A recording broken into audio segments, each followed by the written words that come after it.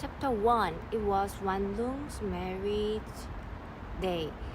At first, opening his eyes in the blackness of the curtains about his bed, he could not think why the dawn seemed different from any other.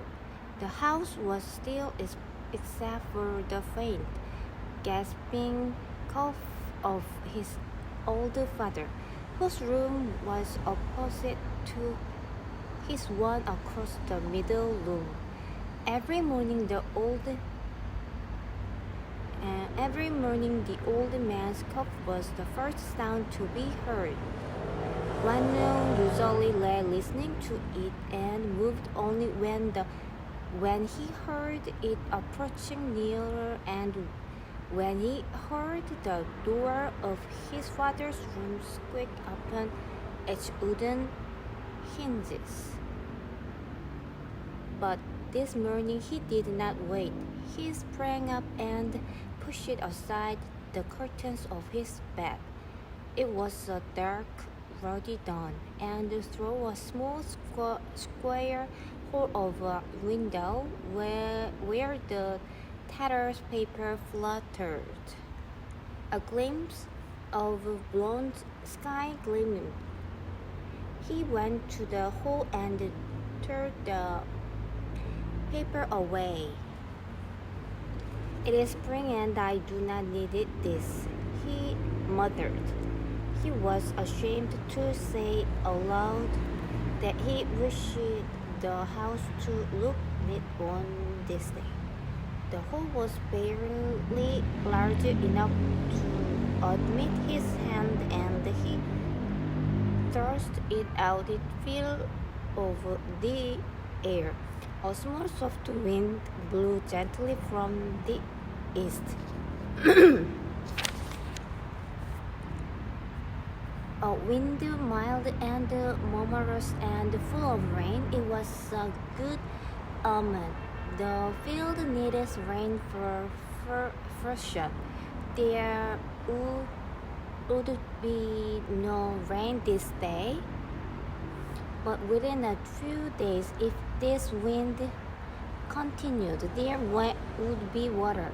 It was good. Yesterday he had said to his father that if this brazen, glittering sunshine continued, the wind could not feel in the air.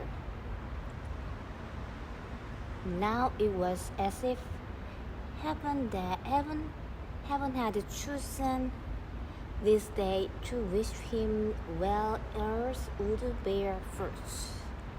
He hurried out into the middle room, drawing on his blue outer trousers as he went, and nothing about the fullness at his waist, his girdle of blue cotton clothes.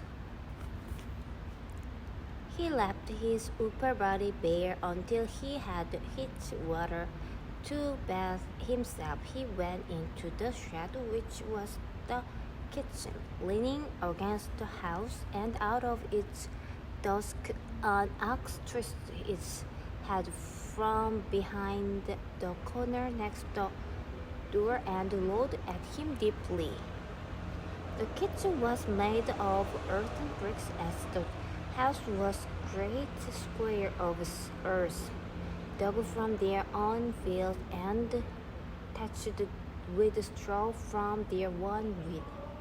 Out of their own earth had his grandfather in his youth fashioned and also the oven, baked and black with many years of meal preparing. On top of this earthen structure stood a deep, round iron cauldron. This cauldron he filled partly full of water, dipping it with a hose gourd from an earthen jar that stood near. But he dipped cautiously, for water was precious. Then, after a hesitation, he suddenly lifted the jar and emptied emptied all the water into the cauldron. This day he would bathe his whole body, not since he was a child upon his mother's knee had anyone looked upon his body. Today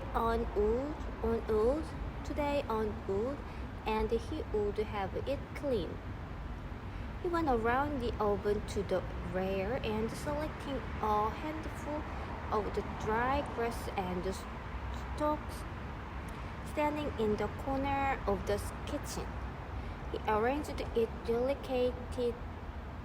delicately in the mouth of the oven, making the most of every leaf. Then from an old flint and iron he cut a flame and thrust it into the straw, and there was a blaze.